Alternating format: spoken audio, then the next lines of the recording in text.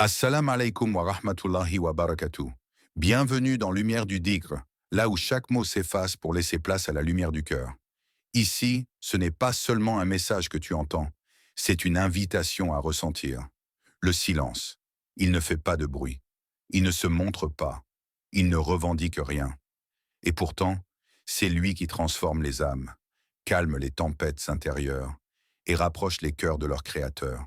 Dans un monde saturé de voix, d'opinions, de bruits incessants et de pensées qui s'entrechoquent, le silence devient une forme rare de sagesse, une perle cachée que peu osent chercher.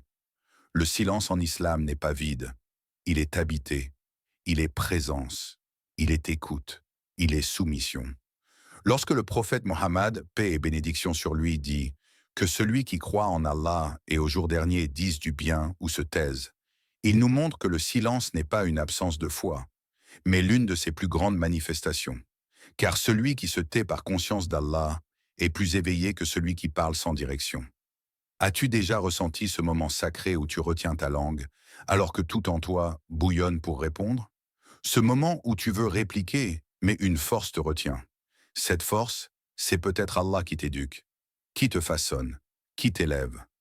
Le silence, pour le croyant sincère, est parfois plus lourd que 1000 prières. Parce qu'il est le fruit d'un combat intérieur. Il est l'empreinte de l'âme disciplinée, celle qui a appris que chaque mot est enregistré, chaque parole pèse, chaque son a une portée spirituelle. Aujourd'hui, nous allons plonger ensemble dans 5 situations précises où le silence devient un acte de foi, une forme de dhikr, une porte vers la paix intérieure. Ce ne sont pas des conseils génériques. Ce sont des appels à la conscience, des mots pour l'âme et peut-être des rappels pour te transformer. Et toi, es-tu prêt à écouter ce que le silence peut t'apprendre? À plonger au cœur de ces instants suspendus où ta langue se tait mais où ton cœur parle à Allah? Écoute bien, car dans les silences que tu choisis aujourd'hui se trouvent peut-être les clés de ton salut demain. Abonne-toi si cette lumière te touche, car ce voyage que nous allons commencer est un retour vers ce que beaucoup ont oublié. Le silence est parfois la plus haute forme d'adoration. La colère, ce brasier intérieur que l'on sent monter sans prévenir. Elle brûle d'abord dans la poitrine, puis elle atteint la langue, les yeux, les gestes. Elle déforme le visage, mais surtout l'intention. Dans ces moments, il ne reste souvent rien de notre sagesse, rien de notre foi apparente. Seulement un souffle chaud, une voix qui tremble, une main qui se crispe et une parole qui cherche à blesser. Et Shaitan, il est là, tout près, attisant cette flamme, te soufflant que tu as le droit de réagir, de te défendre, de frapper là où ça fait mal. Mais en réalité, il cherche seulement à te faire perdre ce que tu construisais en silence avec Allah. Le prophète Mohammed, paix et bénédiction sur lui, connaissait bien ce feu. Il savait qu'il ne se combat pas par plus de bruit, mais par la retenue, la conscience, le silence. Quand il répétait aux compagnons 3 fois « Ne te mets pas en colère », ce n'était pas un simple conseil. C'était une clé spirituelle. 3 fois, comme pour insister sur le danger caché dans cette émotion qu'on banalise.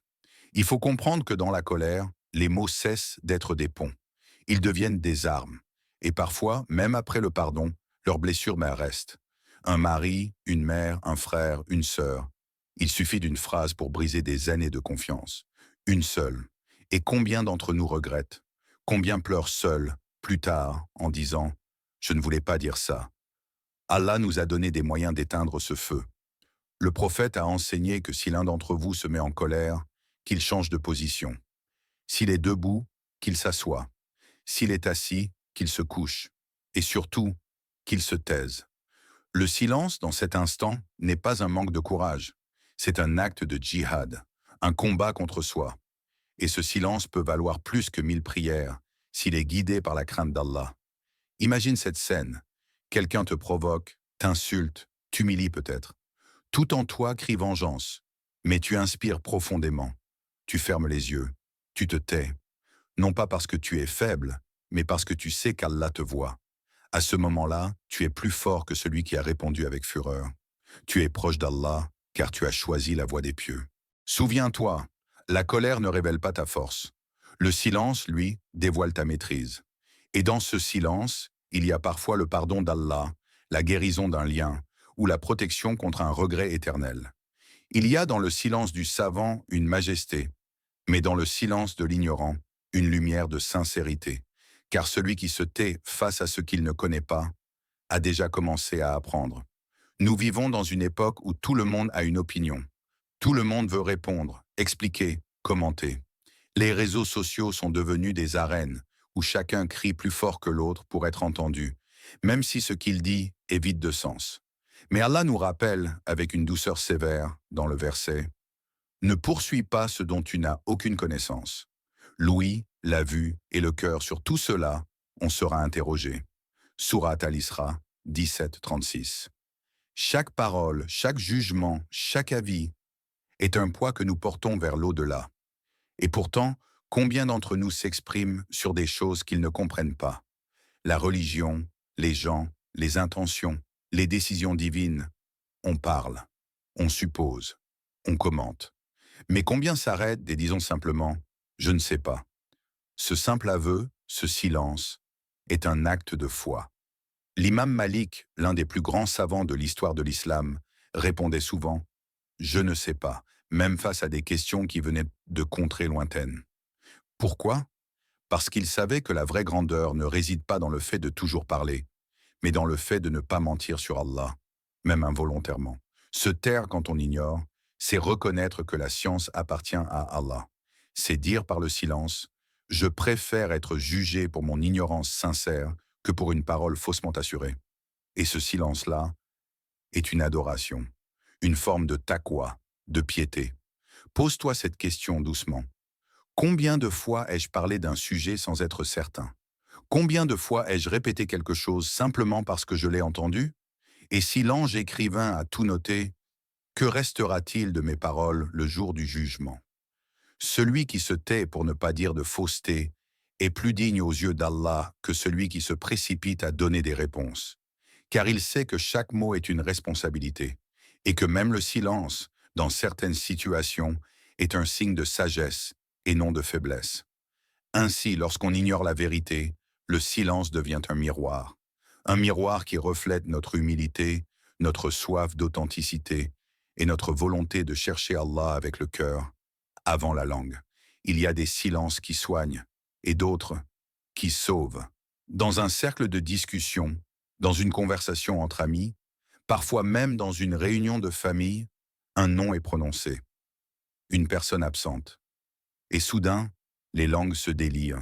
Tu sais ce qu'il a fait? Elle a changé, non? Moi, je l'ai toujours trouvé étrange. À ce moment-là, le cœur du croyant frissonne, car il sait que ce qui s'échange ici n'est pas seulement des mots, ce sont des morceaux d'âme. La médisance, c'est un poison doux. Elle se présente sous forme de préoccupation, d'indignation, parfois même de prétendue sincérité. C'est pour son bien que je dis ça. Mais dans la balance d'Allah, elle pèse lourd, très lourd. Le prophète Mohammed, paix et bénédiction sur lui, a dit dans un autre hadith, « Savez-vous ce qu'est la médisance ?» Ils dirent, « Allah et son messager savent mieux. » Il dit, « C'est que tu dises quelque chose sur ton frère qu'il n'aime pas. » Ils dirent, « Et si ce que je dis est vrai ?» Il répondit, « Si ce que tu dis est vrai à son sujet, alors tu as médit de lui. Et si ce que tu dis est faux, alors tu l'as calomnié. » Sahih Muslim. Chaque fois que tu parles d'un autre en son absence, imagine cette scène. Tu te tiens devant Allah et l'on t'apporte un sac rempli de tes bonnes actions. Et à côté, cette personne à qui tu donnes ce sac, sans qu'elle n'ait rien fait. Pourquoi? Parce que tu as parlé d'elle, en mal, en secret. Et si tu n'as plus de bonnes actions à donner, tu prends alors ses péchés. C'est cela, le véritable drame du jour du jugement. Est-ce que cela vaut la satisfaction temporaire d'avoir dit ce que tu pensais, d'avoir fait rire un ami ou gagner l'approbation d'un groupe? Le silence, dans ce cas, devient un bouclier, un rempart contre l'ego, contre Shaitan, contre la perte de tes propres efforts. Celui qui se tait face à la médisance protège non seulement l'autre, mais surtout lui-même. Et si tu en es témoin, détourne doucement la conversation. Change de sujet, ou simplement, éloigne-toi.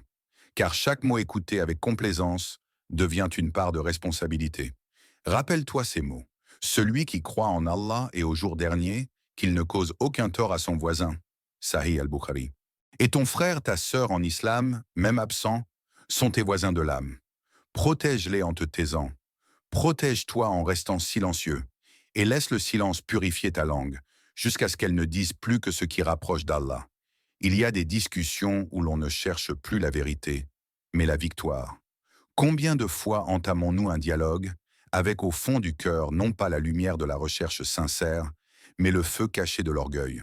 On veut prouver, corriger, dominer. Et derrière chaque mot se cache un désir, être celui qui a raison. Mais ce désir peut être un piège, une illusion que Shaitan aime souffler dans les cœurs.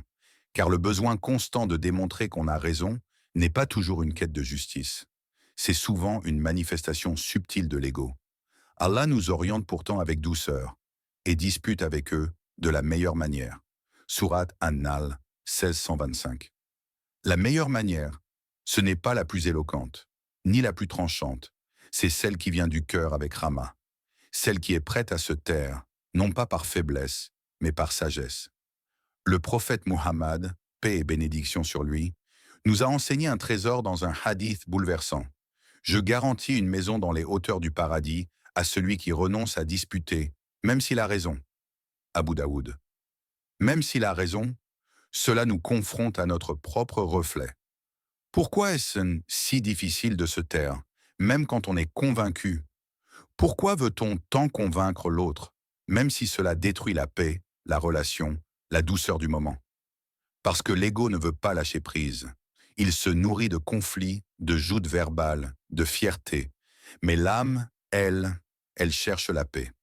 Le vrai croyant, lui, cherche Allah. Et parfois, le silence est le chemin le plus direct vers lui. Imagine un instant, dans une dispute, tu pourrais prouver ton point. Tu pourrais humilier ton opposant. Tu pourrais gagner. Mais tu choisis de te taire. À cet instant, tu as vaincu quelqu'un de plus dangereux qu'un ennemi, ton propre nafs. Le silence, dans ces moments, devient une lumière invisible. Il désarme l'orgueil. Il brise la chaîne de la dispute. Il ramène la paix dans les cœurs. Alors demande-toi, est-ce vraiment la vérité que je cherche, ou juste la satisfaction d'avoir le dernier mot? Suis-je prêt à renoncer à la victoire terrestre pour une récompense céleste? Le vrai croyant sait que parfois, le silence est la plus grande preuve d'intelligence. Car celui qui se tait dans un moment de tension confie sa cause à Allah. Et celui qu'Allah défend n'a rien à prouver.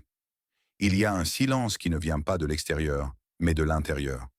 Un silence qui ne se limite pas à ta langue, mais qui enveloppe ton cœur, ton esprit, ton âme tout entière. Ce silence-là est sacré. Il naît lorsque la parole d'Allah descend et que l'univers tout entier semble s'incliner. Et quand le Coran est récité, écoutez-le attentivement et restez silencieux afin que vous obteniez miséricorde. Sourate Al-A'raf 7-204. Ce verset est un appel, un rappel, une invitation à entrer dans un état d'écoute profonde, vivante, spirituelle. Il ne s'agit pas seulement d'entendre, il s'agit d'écouter avec l'âme. Quand le Coran est récité, la parole humaine doit s'éteindre, non pas par obligation formelle, mais par soumission amoureuse. Car comment oser parler quand la parole du Créateur résonne? Comment oser faire entendre sa propre voix quand Allah lui-même parle? Ce silence est un acte d'adoration. C'est un silence qui contient plus que des mots. Il contient la crainte révérencieuse, l'émerveillement, l'amour pur, le besoin de guidance et la certitude que chaque verset que tu entends est adressé à toi. As-tu déjà fermé les yeux pendant une récitation du Coran? As-tu senti que les lettres arabes devenaient comme des vagues qui lavent le cœur? As-tu remarqué que dans ce silence, les larmes viennent plus facilement, que les regrets se réveillent, que les péchés se dévoilent à ton âme, comme pour les effacer?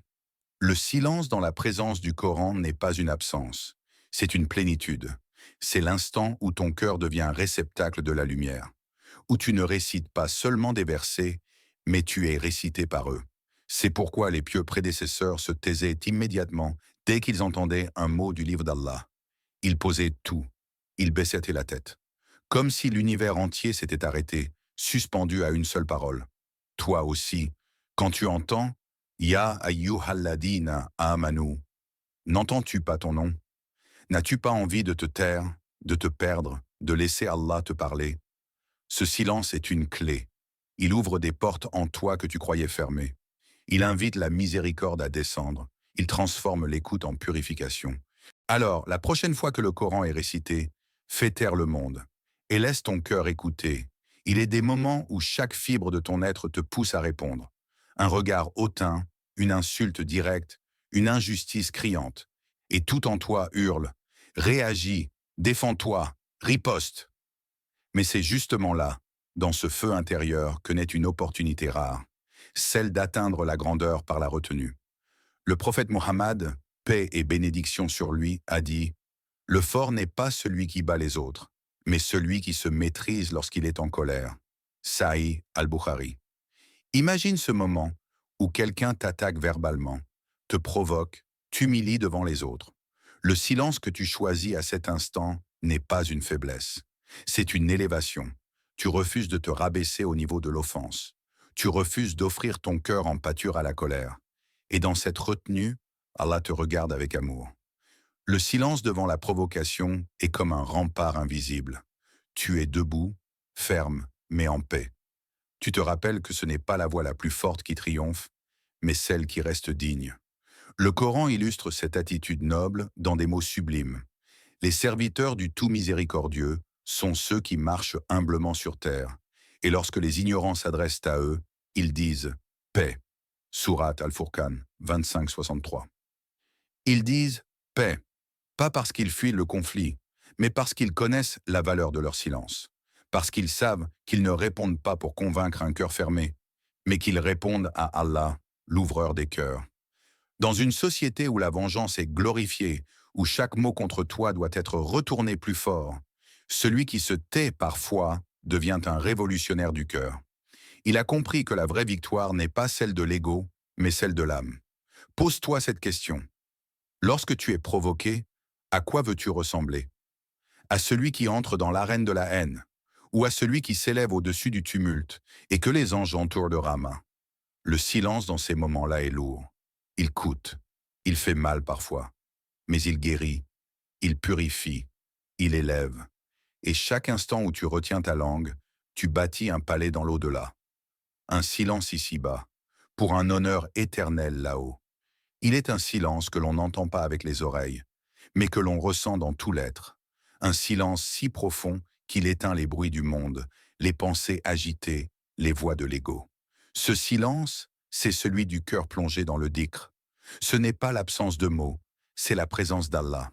Le prophète Mohammed, paix et bénédiction sur lui, a dit « Il y a dans le corps un morceau de chair qui, s'il est sain, tout le corps est sain, et s'il est corrompu, tout le corps est corrompu.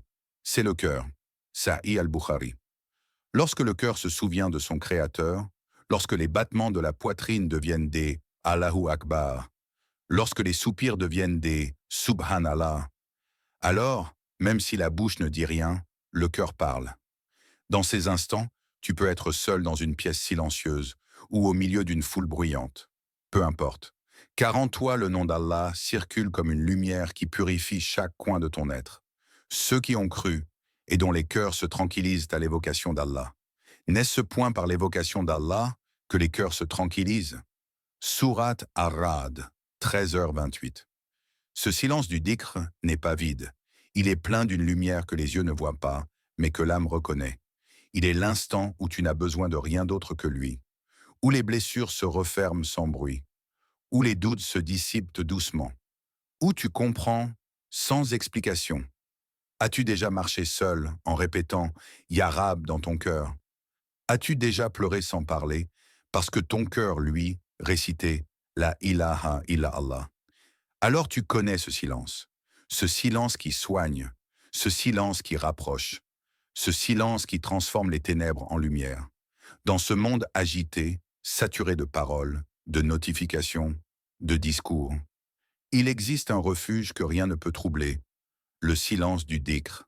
Ce n'est pas le silence des absents, c'est le silence des présents à Allah. Et dans ce silence-là, même si personne ne t'écoute, Allah t'entend. Même si personne ne te répond, Allah te répond.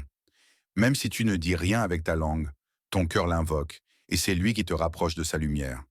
Frères, sœurs, dans ce monde où les mots sont à portée de main, où chaque pensée devient un message, la véritable grandeur du musulman ne se mesure pas à ce qu'il exprime, mais à ce qu'il choisit de ne pas dire. Le prophète, paix et bénédiction sur lui, nous a enseigné que la parole doit être un outil de bien, de vérité et de sagesse. Mais parfois, le silence devient la plus grande forme de sagesse. Parfois, le silence est un acte de foi plus puissant que 1000 paroles. Allah dit, ô vous qui avez cru, craignez Allah et soyez avec les véridiques. Sourate At-Tawbah 919. La vérité n'est pas seulement une question de ce que l'on dit, mais aussi de ce que l'on choisit de ne pas dire. Parfois, dans le silence, se cache la plus grande forme de véracité, celle qui vient du cœur pur, qui ne cherche ni à plaire ni à convaincre, mais à se rapprocher d'Allah.